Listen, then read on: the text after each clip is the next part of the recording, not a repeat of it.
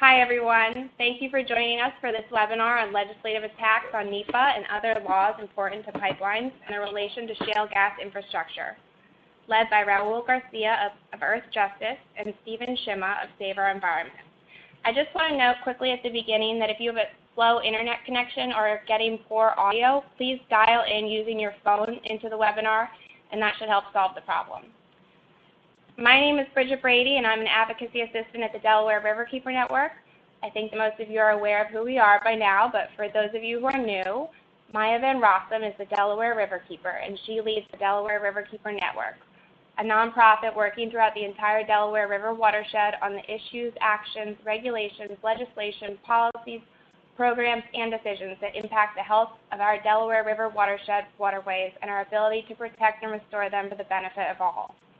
We work on a lot of shale gas pipeline projects with the Delaware Riverkeeper Network. We're currently working on and opposing over a dozen new pipeline or expansion projects within our watershed. And we also do a lot of work at DRN collaboratively with other organizations to collectively fight against the proliferation of pipelines across the country through both state and federal strategies. Tonight's webinar is the sixth in a series that the Delaware Riverkeeper Network has been hosting on the most effective strategies and tools for communities working to defeat shale gas infrastructure.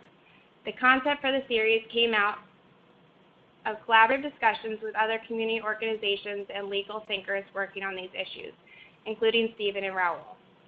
The goal of the series has been to share some of the most effective strategies being used to defeat pipelines and other infrastructure projects by some of the leaders working to fight these projects through their advocacy, legal, political, and economic expertise with those fighting these battles in their communities. And the idea is to provide the best tools and information that people can use at the state and federal level to defeat each of the individual projects that we're all facing across the country, while also strengthening the larger collective battle against FERC and seeking reform of the Natural Gas Act.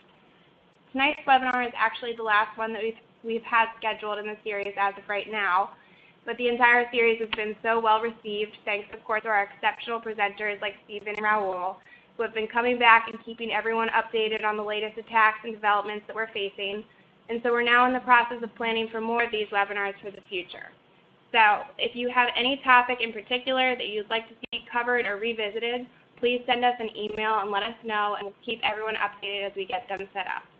You can also go to the playlist that we've created on our Delaware Riverkeeper Network YouTube site and watch recordings of all of the previous webinars shown on the screen.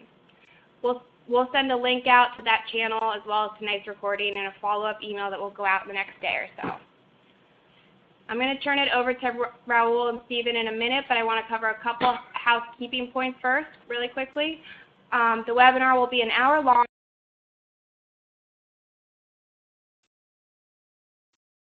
Raul and Stephen's presentation. Please direct any questions to Raul and Stephen while we have this time with them.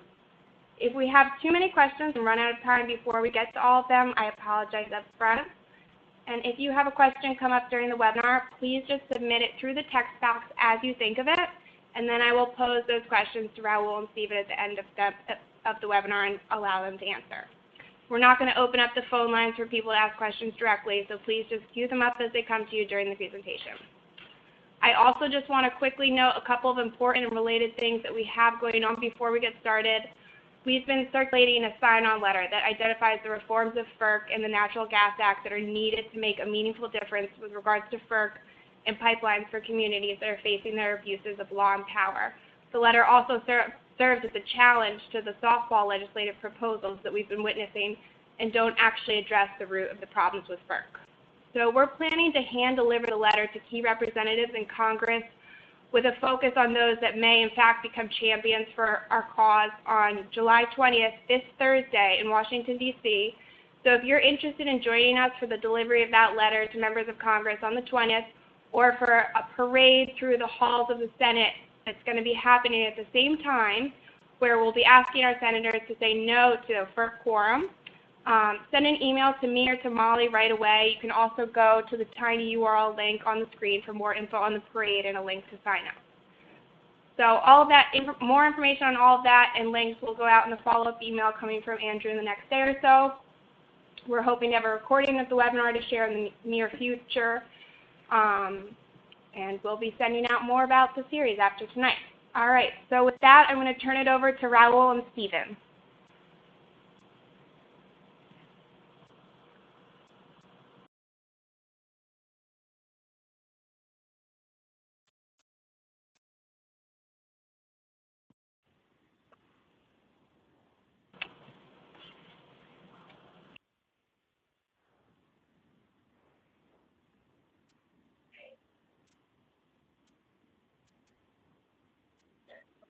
So I think that we might have lost Stephen somewhere along the line, so I can fill in for the time being. Essentially what we're going to do is go through the law that helps us, I guess, have a lot more influence when investors want to put these pipelines through our neighborhoods, and it's the National Environmental Policy Act, NEPA. NEPA has been around since 1970, and in a very quick premise, I wanted to go through what NEPA is, right? It's a very complex law that a lot of people have a lot of questions about, but NEPA essentially has... Hey, Raul. Oh, good. You're back on. That's good. Sorry, I got kicked off there for a second. Apologies. I think you can run with it from here on and let me know when you're through. Okay. Sorry about that, everybody. And I'm sure Raul said this already, but thank you to Bridget and everybody at Delaware Riverkeeper for putting together this series. It's really great. It's been helpful for us as well. If you don't know what the Partnership Project is, I work at the Partnership Project. I just work on NEPA issues. The Partnership is a coalition of about 20 national environmental groups that includes Earthjustice and NRDC and the Wilderness Society and about a dozen other groups. But I work only on NEPA issues. And over the last 4 or 5 years, NEPA has been under historic attack. I don't know if you've been tracking Congress, which I don't suggest you do, especially the last several years, but the last Congress, before the Trump administration, was one of the most hostile to environmental regulation. Things haven't gotten any better this year, and now that the Trump administration hasn't expressed any interest in environmental regulation or clean air, or clean water, or climate change, things have only gotten worse. But one of the things that's gotten lost in the noise of this current political landscape, unfortunately, is that the National Environmental Policy Act has been under an extreme attack. And I'm not going to go into too much detail, but I'll give a thumbnail overview of what the law is. As Raul just said, it was passed in 1969. It was put into law in 1970. It's actually a model law. It's the most imitated American law internationally. Over 100 countries have adopted similar legislation. So it is our most exported law, actually, which is why it's often considered the Magna Carta of environmental laws. But basically, it stands for Public Input Environmental Review. I should add fourth to this list here. But, first and foremost, NEPA requires environmental review. It integrates environmental values into federal decision-making. So the federal government is going to make a decision about where to build a pipeline or decisions regarding public land management. They need to consider the environmental impacts, and not just environmental, but also the social and economic and public health impacts. Not only are they supposed to identify those impacts, they're supposed to disclose them to the public. So this is a transparency law. And most importantly, NEPA requires the federal government, when they're doing an environmental impact statement, to allow the public to weigh in. And it's not just weigh in, but meaningfully weigh in. The agencies are supposed to respond to the public's comments. And fourth, this isn't on the slide, but it's worth mentioning, is accountability. NEPA, the statute itself, does not have a judicial review provision, but there is judicial review allowed under the Administrative Procedures Act, the APA. So if the federal government is not properly doing environmental reviews, not disclosing the impacts, or not allowing the public to weigh in, then there's a mechanism to be able to hold the government accountable. there's three types of environmental review, and I'm just going to mention these briefly so we have a common vocabulary, but the first one here is a categorical exclusion. This is the shortest type of review, but it's worth mentioning that this is not an exemption or a waiver of environmental review. It's simply one type of review. It's reserved for activities that, on the basis of past experience and past reviews, the agency knows that it's not going to have a significant impact. And this was intended to be reserved for routine activities like literally changing light bulbs in an agency building or sweeping parking lots or small-scale building repairs. Unfortunately, this type of review has been abused, and we've seen a lot of legislative categorical exclusions where Congress will try to say, well, this category of activities like clear-cutting 30,000 acres of public land is not going to have a significant impact. We'll talk more about that later, but it's just important to know what it is at this point. The next type of review is an environmental assessment, and this is actually a preliminary kind of review. It's supposed to be concise, and it's intended to allow the agency to determine whether or not there's going to be significant impacts. And if they think there is, then they move on to an environmental impact statement. And this is the full-scale review, which many of you may be aware of. This is where the public is allowed, there's mandatory public comment periods, the agencies have to go through a scoping period, they have to look at alternatives, they have to publish a draft environmental impact statement. So this is the most robust form of review.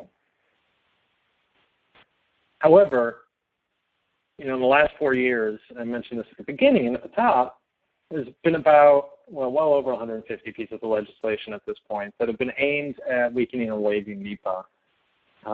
These are mostly been in project-specific circumstances, so it may be a particular pipeline, it may be a particular transportation project, building a bridge or something like that. They do these project-specific exemptions or modifications to the law in the hope of doing an end run around public input environmental review. Since we've started this Congress, we started in January, we have well over a dozen, closer to 24 bills that have been introduced in the first 6 months that are targeting NEPA.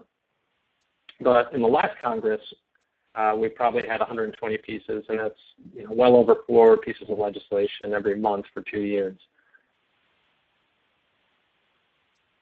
So this begs the question of what the goal of all this legislation is. And we actually know what the goal is, and it's been clearly stated. Rescission of NEPA is the main goal. And this is a direct quote from a Heritage Foundation report that was euphemistically titled The 8 Principles of an American Conservation Ethic. And one of those principles apparently is to get rid of public input and disclosure of environmental impacts.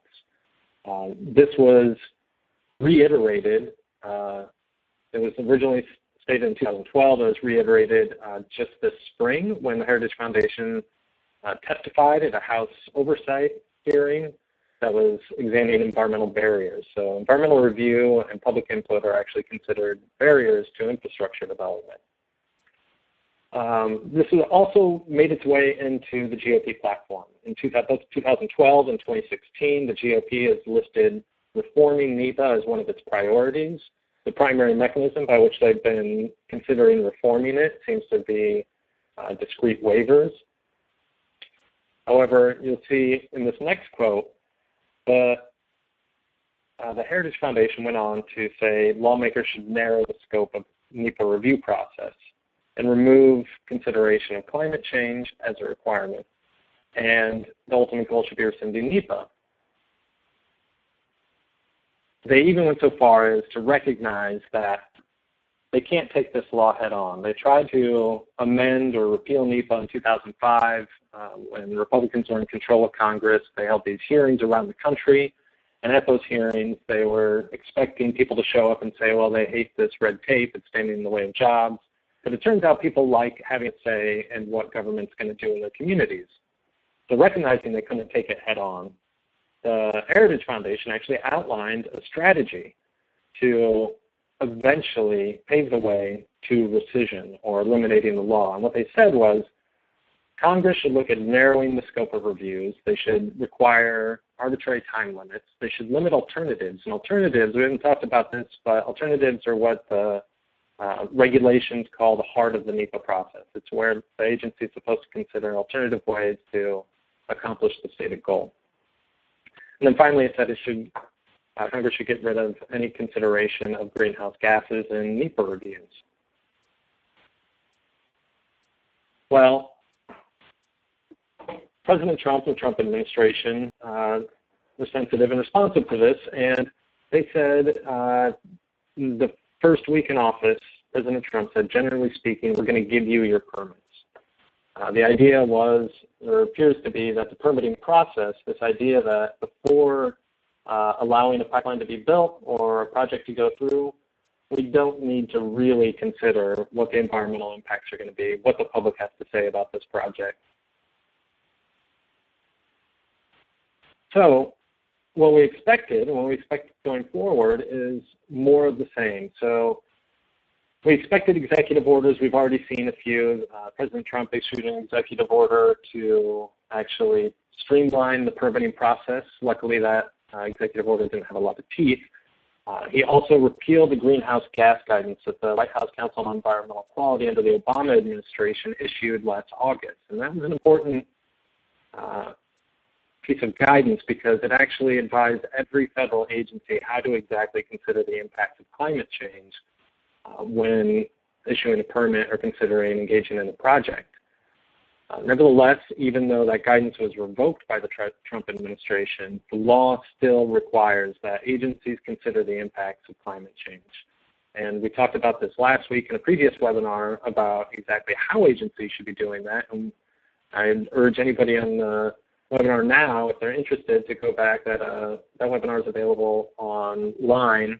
But if you have any questions, please feel free to contact me, and I can answer them offline. Other things that we're anticipating are a potential budget fight. Congress hasn't been able to really pass a budget in a long time, but this is an area that is ripe for adding riders.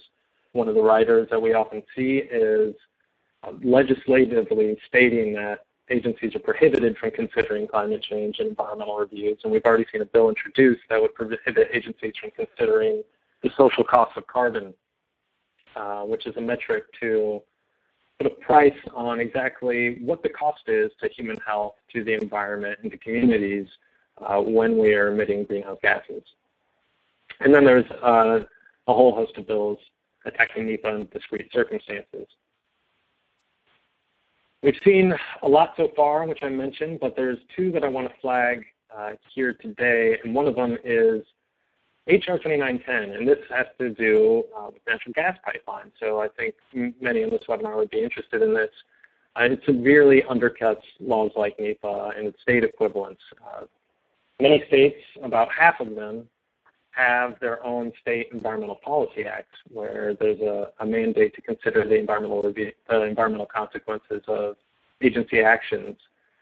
This bill tries to undercut that and gives FERC even more authority to greenlight these natural gas pipeline projects. And FERC, as some of you may know, is one of the worst actors in the NEPA space. They historically have really been hostile to considering climate change in their reviews for their pipelines. They've essentially green-lighted projects without really serious review. And the EPA has weighed in on this and has challenged FERC on this. Unfortunately, this bill would give FERC even more power. Worse yet, this bill is going to be voted on the House floor tomorrow. And Raul is going to talk about that in a few minutes here, but I want to put that on folks' radar right now, and we'll return to that in a few minutes. Another bill that's also going to be on the House floor tomorrow is a bill called the Promoting Cross-Border Energy Infrastructure Act. And what this is addressing is the Keystone XL issue. The bill attempts to limit the scope of environmental review strictly to the portion of the, say, pipeline that actually crosses the border. And so this would essentially foreclose any consideration of upstream or downstream impacts. So upstream impacts would be things like the extraction of the oil, and downstream would be the eventual combustion. So this bill is squarely targeting issues like the Keystone XL pipeline or the Dakota Access Pipeline. And again, this is going to be voted on as early as tomorrow on the House floor. But the last bill I want to mention, and this actually passed in 2015, but it's relevant to anyone who works on pipeline issues, that works on public lands management issues, oil and gas development, and energy development generally, and this is called the Federal Permitting Improvement Act. This is a bill that was intended to address issues with the federal permitting process for infrastructure, and infrastructure in the bill was extraordinarily broadly defined. And you can see here it says energy production, electricity transmission, surface transportation, water resource broadband, pipelines, essentially anything. And the only criteria is that it be over $200 million. And even if it's not over $200 million, the council that's created by the bill can determine any project would benefit from it and put it under this kind of abbreviated NEPA process. And what that abbreviated NEPA process is essentially the camel's nose under the tent. This is a bill that people should pay attention to because it's possible they'll try to expand its scope. But what it would do is limit public participation, and it would allow for the adoption of state environmental review documents without any of the safeguards that are in the regulations right now. And the problem here is, even though some states have their own environmental review statutes, with the exception of one, which is California, most states aren't nearly as robust or provide the kind of guarantees for public input or the guarantees for judicial review that NEPA does. And so when legislation like this tries to allow for the states to take over the review process, it's an end around and a way to cut the public out of the process. It also limits alternatives analysis, which I just mentioned earlier. And here it allows a preferred alternative to be developed to a higher level of detail. So this is essentially putting the thumb on the scale of the decision maker to look more closely at, say, a pipeline project. The preferred alternative is usually what the project sponsor wants. And then finally, it places limitations on judicial review and limits the statute of limitations to 2 years, which is shortened from 6. And it limits on what parties may actually file a claim. So you can see in this bill that Congress, and especially some Republicans in Congress, are adopting the strategy that was specifically and explicitly outlined by the Heritage Foundation. Now, if you're interested in seeing what projects are being subject to this review, you can visit the Federal Permitting Dashboard. If you just type in Federal Permitting Dashboard into Google, this will pop up, and you can scroll over and find projects that are in your state, and what stage in the review process they're at. I would urge you to visit this to see if there's anything happening locally. You know, the one good thing about this that Democrats were able to get in there is this, effort at transparency, so that there's an easy way for communities to find what's happening in their area. Despite some of the limitations that were put on the environmental review process, at least we can transparently see what is exactly happening.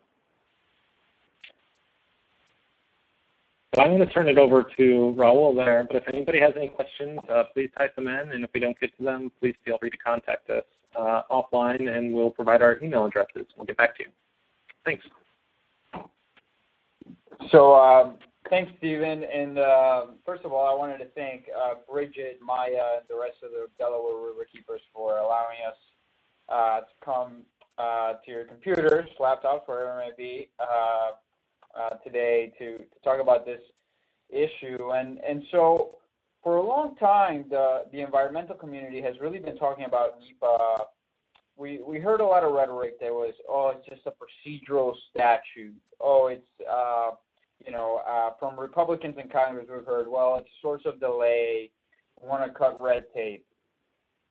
And my background is not so much in environmental law. I actually came from fighting for civil rights and voting rights and all of that. And when I read NEPA, I was actually shocked to read it because it's been around since 1970. But every time I talked about it, every time I learned about it, it's been taught to me as an environmental statute. And what I really saw when I read it and when I read the regulations was a civic engagement statute. So as Stephen mentioned, we have been pretty much getting clobbered in Congress, attack after attack, on what NEPA does. But one way to fight this is to change the narrative, to change the way we talk about NEPA, so that it's not just to save important things like forests and oceans, but it's also a tool for us to talk about our own health and safety, especially when projects such as pipelines are built in our communities without us having a say in them. So, as Stephen mentioned, NEPA is an issue because Republicans in Congress have made it an issue, right? It's something that we need to protect. Before Republicans made it an issue, it really was about, it's a process, right? It's not just how you do. It's not just that you do things, but it also matters how you do things.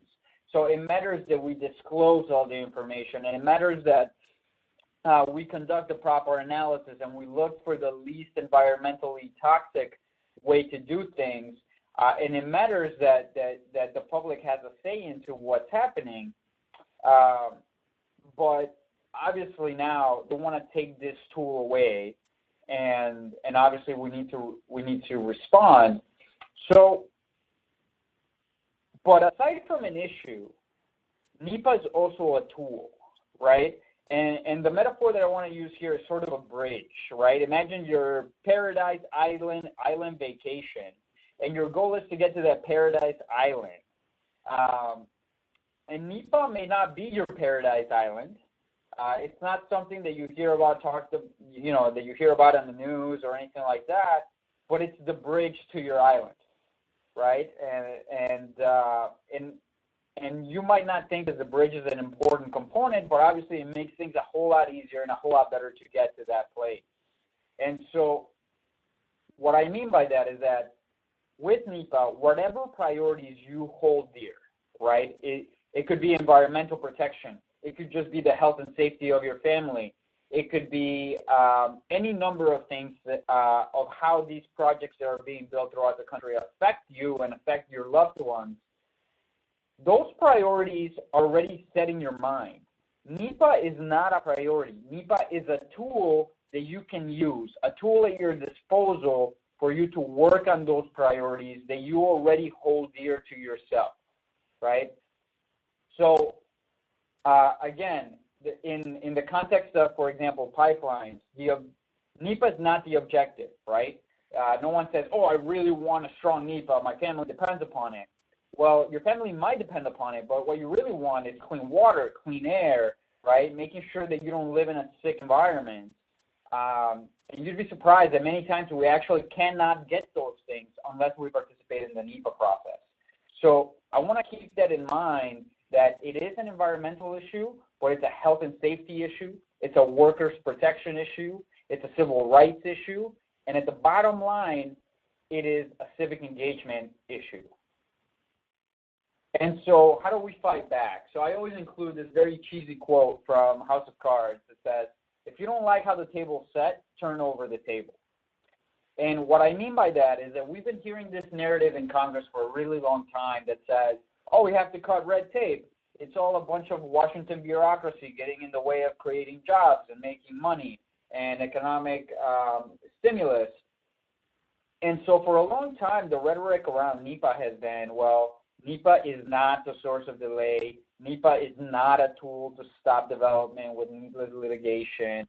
And NEPA is not just a procedural law. And so as you see through their rhetoric, we're only playing defense. We're really only talking about what NEPA is not, and we're not really talking about what NEPA is, why NEPA matters to all of those communities out there that actually use it.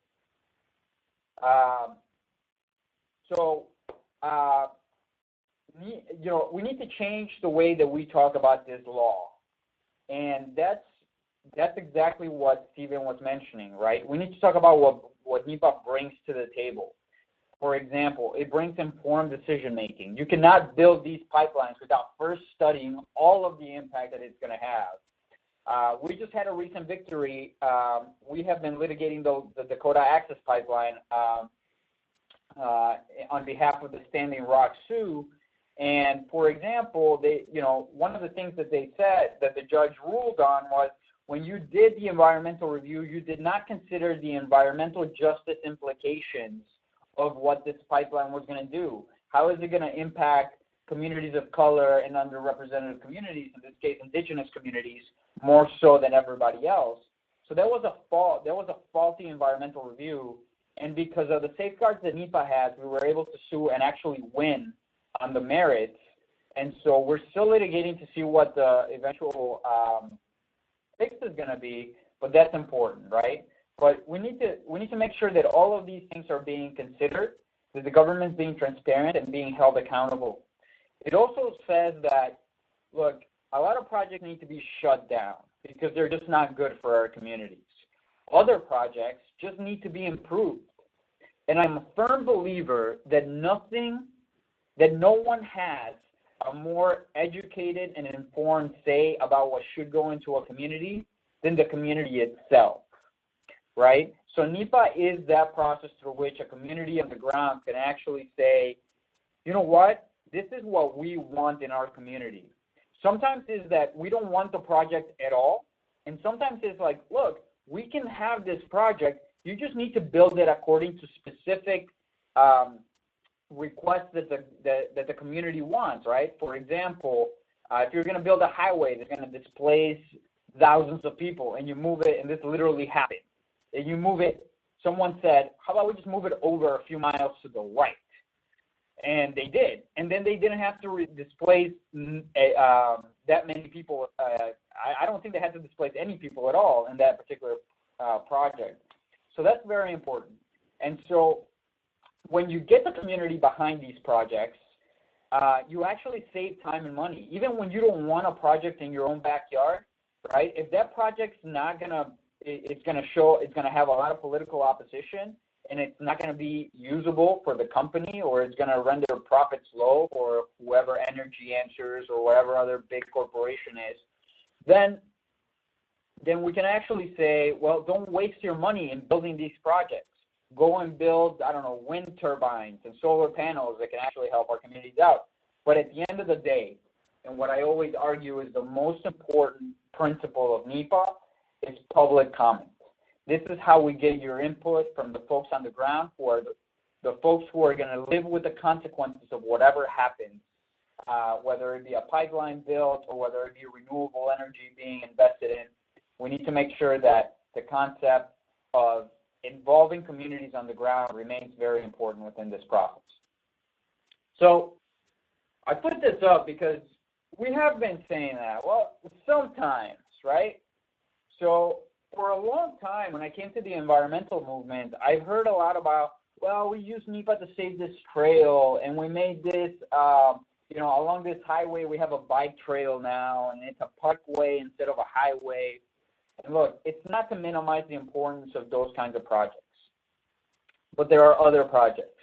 There are projects that directly affect our health and safety, and pipelines are definitely amongst them, right? If there's a leakage in a pipeline, we're not just worried about where we're going to ride our bike or where we're going to jog. We're worried about our health and safety, the water we drink, right, where our kids are playing, making sure that schools are safe from explosions, from pressurized pipelines where many things can go wrong at any point. So we need to focus on them. We need to put a face and a name to those issues. And so this point on this slide, this second point, is sort of a mea culpa, because for a long time it's been Big Green. It's been organizations like Earthjustice, like NRDC, like Sierra Club, talking about these projects in that very sort of lofty kind of way. And we haven't been doing a good job at actually telling the stories of people on the ground. And to tell you the truth, we haven't been doing a good job because we're not the right people to tell that story. The right people to tell the story is you guys on the ground. is the people who have to live with the consequences, the people advocating for people who will see specific impacts coming out of these projects. And so we need to make sure that we have a better connection between our big organizations up here in Washington, D.C., and your efforts and your organizations, wherever you may be, so that we can tell those stories in a more legitimate way so that people can actually pay attention. And when I mean people, I generally mean Congress. So here's what you do, right? When you are not heard, for a long time, we've been working with NEPA defense with the wrong rhetoric and with the wrong group of folks. When I go to a Hill meeting, I say this all the time, 90% of the time they know, the staffers of Hill offices know what I'm going to say before I even walk through the door. The reason for that is because I work for Earthjustice. That's what it says on my business card. They know exactly what I'm going to say. So most of the time it's just sort of going through the regular talking points. But what really makes an impact is to hear from you guys on the ground. It's to tell those stories of saying, look, my son does not deserve to play in dirty water and with dirty and inhaling dirty air. My son shouldn't have to deal with the consequences of a pipeline going near his school. Those are the stories that actually paint a picture for people in Congress, and who can and those stories that can actually make an impact. So we want to make sure that we are not just going through the regular talking points, but making sure that we're having authentic advocacy from the people on the ground who are going to be telling the real stories behind this. So again, I talked about this, the real life impacts. It's about you guys. It's about you guys telling the story. If you have NEPA stories, and what I mean by that is like any project where they actually listen to your input and the project either did not happen or was greatly improved because of the NEPA process, please let us know. And hell, we'll even fly you to D.C. to tell your story in Congress.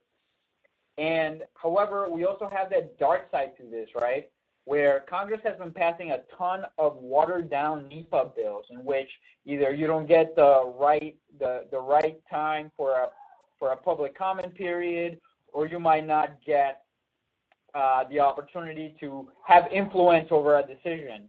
And so we also want to hear those stories where things have gone wrong because they didn't go through the right process, because they didn't listen to the communities on the ground. So it's very important that we do that. And then finally, and I can't stress this enough, you need to hold the people in Congress accountable when they decide to take a vote against NEPA or against any law really that's supposed to protect your interests. Because as I mentioned, we're in DC, we have all of these talking points, but people like to listen, people in Congress like to listen to the people that are going to vote or not vote for that, right? So you carry the real impact here, and we definitely want to hear from you. So I want to get into a little bit of strategy. I've noticed a little bit of the comments where we've heard sort of, well, how do we use this process? And also, how do we defend this process, right? So Stephen mentioned what NEPA is, right? 3 basic tenets: transparency, informed decision-making and analysis, and the third one is public input. So we have this tool at our disposal, and the bottom line is that it's being taken away.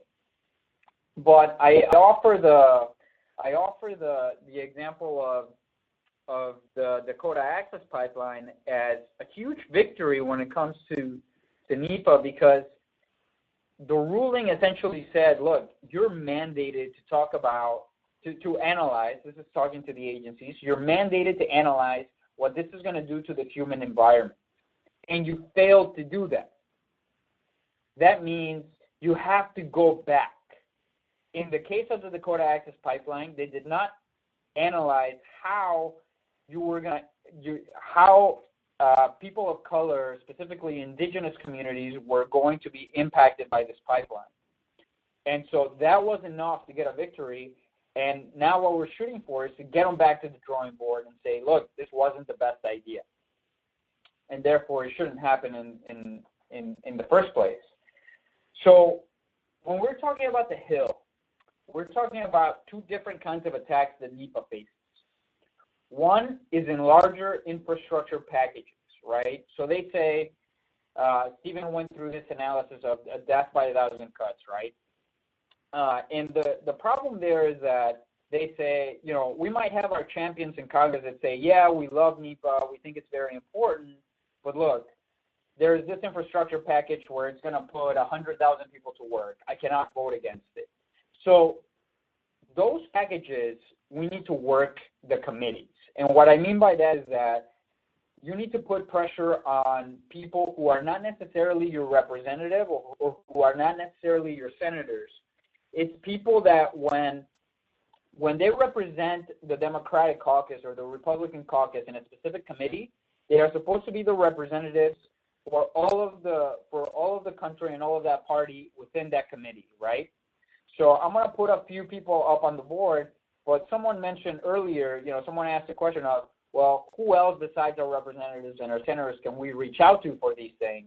And the answer is ranking members and chairmen or chairwomen of committees, because those are very important. And I'll go through two committees. It's the Environment and Public Works Committee, and it's the Energy and Natural Resources Committee. And right now the fight is really going to be in the Senate. Republicans have a majority in the House, and therefore they can pass really anything that they want, because all you need in the House is a simple majority. In the Senate, however, for most things, not all things, but for most things, you need 60 votes. And Republicans do not have 60 senators in the Senate, which means that they need some Democratic help. And that means that they have to strike deals, right? So that's sort of the strategy with large packages in which we know that the other priorities are too big, right? So the goal there is not to kill a bill. The goal there is to strip out the bad parts of a bill and then let the bill go through. However, the strategy changes when we get these standalone bills. So Stephen mentioned one of them, which is HR 2910, which will actually be on the House floor tomorrow. When we see those kinds of bills, so this bill, among other things, would give extreme deference to FERC, which is basically a rubber stamp for the oil and gas industry to approve any project that they want. And so we need to make sure that those bills are dead on arrival. And so voice your concerns with your representatives, but not everybody in Congress is created equal, right? And so we have these swings, and you're going to hear a ton about them. And so I want to focus on this bill that's up tomorrow. It's HR 2910. So it would shortcut the public input process. It would give extreme deference to a rubber stamping agency like FERC to approve pipelines. And so we need to make sure that this bill dies on arrival. And so it'll be up for a vote tomorrow. And this is, I understand that the text is somewhat small, but here's the contact information of people that we consider swings on this particular issue, especially when it comes to pipelines. And this is, again, in the House of Representatives.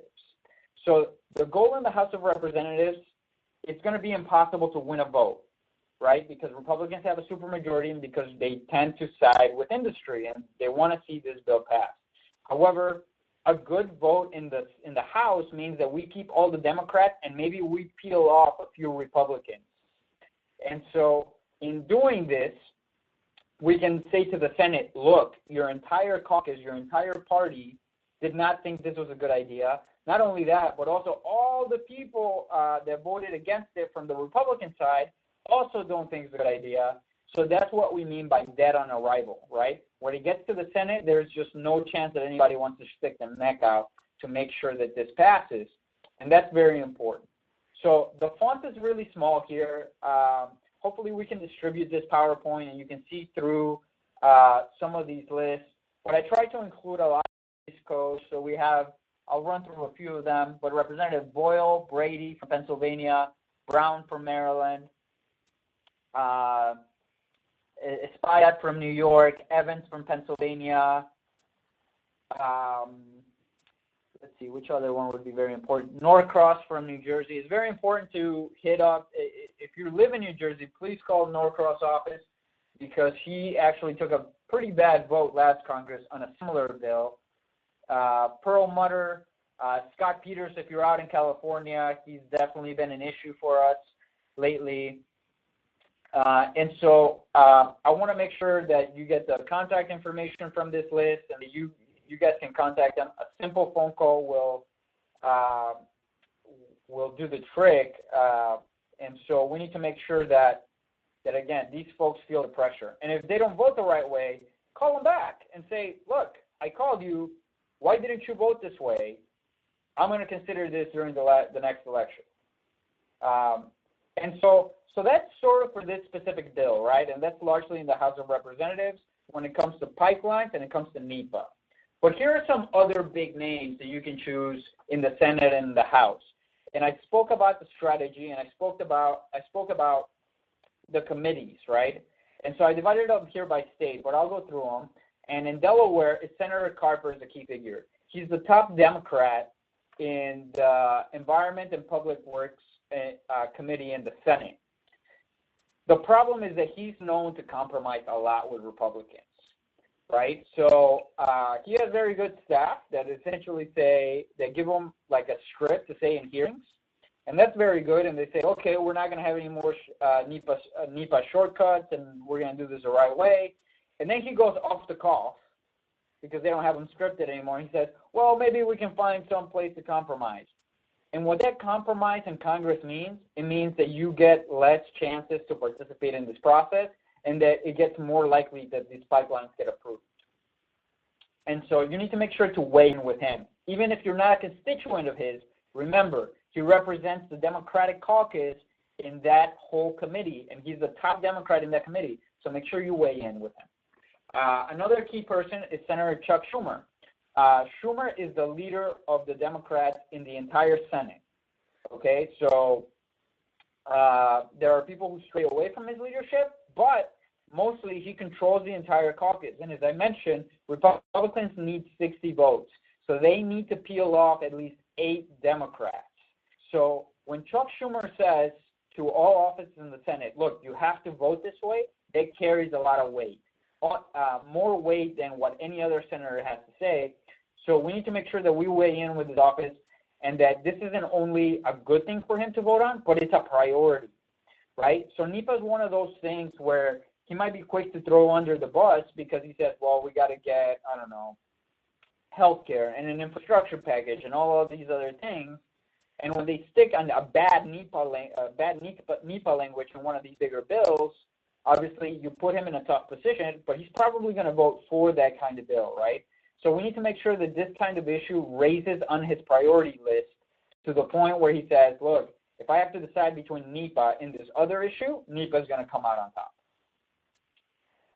Another key senator that I'll go over is Senator Cantwell from Washington State. She is Senator Carper's version, but in a separate committee. That's the Energy and Natural Resources Committee.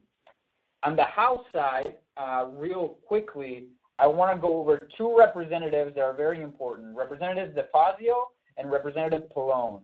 They are both the top Democrat in their committees of jurisdiction, and we see bad NEPA legislation all the time through those committees. So we need to make sure that they hold strong. Again, their contact information is there. You don't always have to call or send a letter. You can always participate with Twitter as well. They do pay attention to those kinds of outlets. So I want to move to the Senate because this is very important. Here we have our problem senators and we have our swing senators, right? So I'm going to point something out to you. Under the swing category, you have Senator Carper, which is extremely important. And then you have, for example, Senator Feinstein, who has been around the Senate for a really long time. And around your wheelhouse in the Delaware River Delta, you have Senator Casey from Pennsylvania.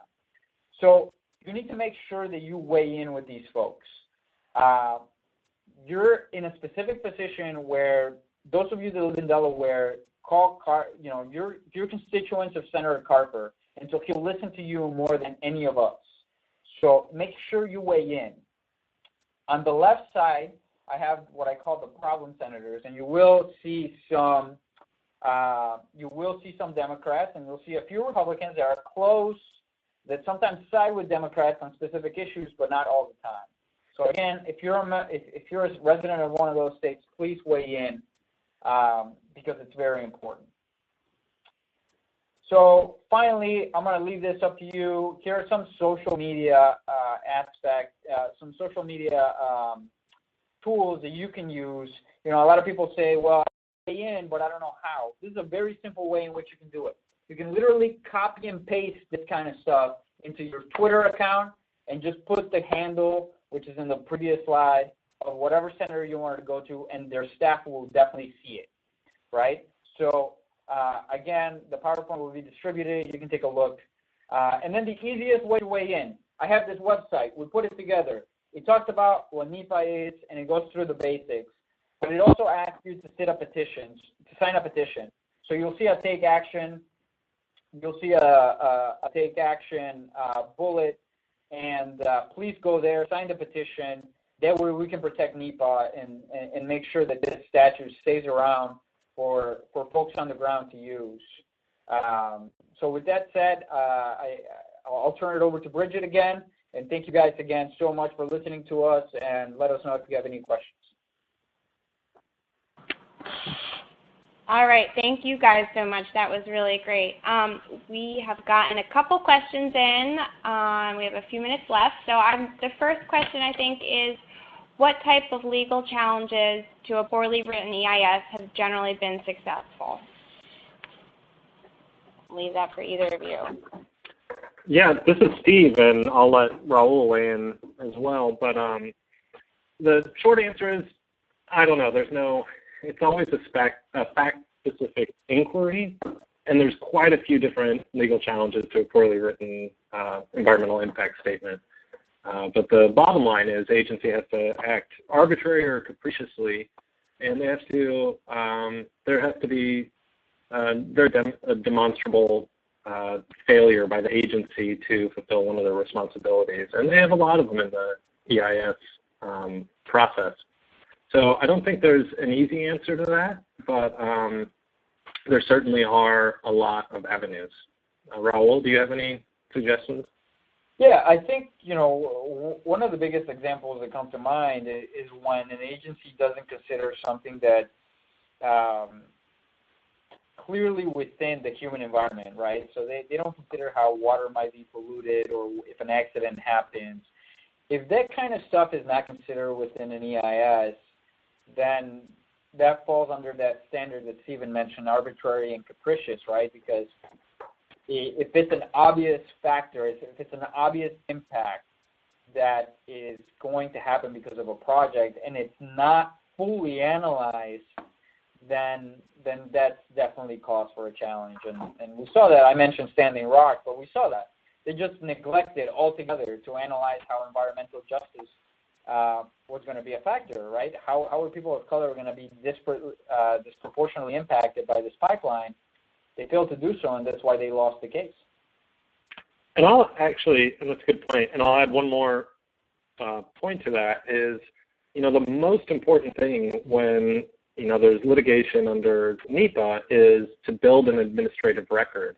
And to do that, it's important to be involved as early as possible in the process, from scoping through the draft environmental impact statement to the end, to exhaust all of your opportunities to weigh in so that you have something you can show to a court or to the agency. Hey, look, I've weighed in consistently ignored, X, Y, and Z impacts. But also, I think Raul had a really good point there. But beyond that, it's pretty fact specific. And how good does it look in court, right? If you're challenging a pipeline, and you said during the public comment process in NEPA, you said, hey, pay attention to this, right? Whatever this may be. You said, hey, pay attention to this, pay attention to this. You submit a comments, and then the agency didn't consider it, right? You show up in court, you sue them, and you say, look, I warned you about this. Why didn't you pay attention, right? That's very powerful in a courtroom.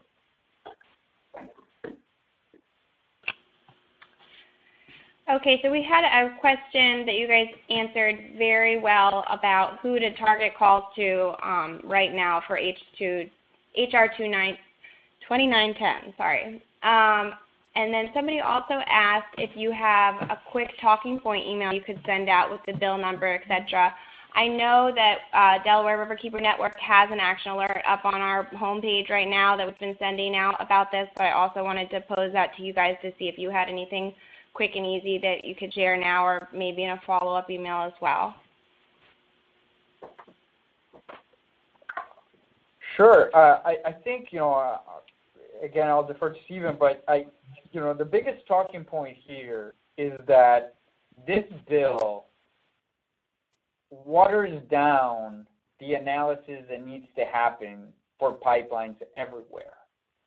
And that means that the people who have most at stake and the agencies who have most at stake, whether it be federal or state, are going to be largely limited in the way they can weigh in to either permit or not permit a pipeline.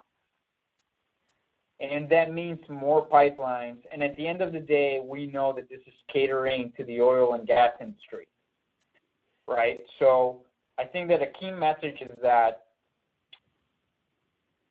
that people in Congress need to put people and communities above industry, and that giving FERC authority, like such a bad authority as this bill does to make those decisions, does exactly the opposite.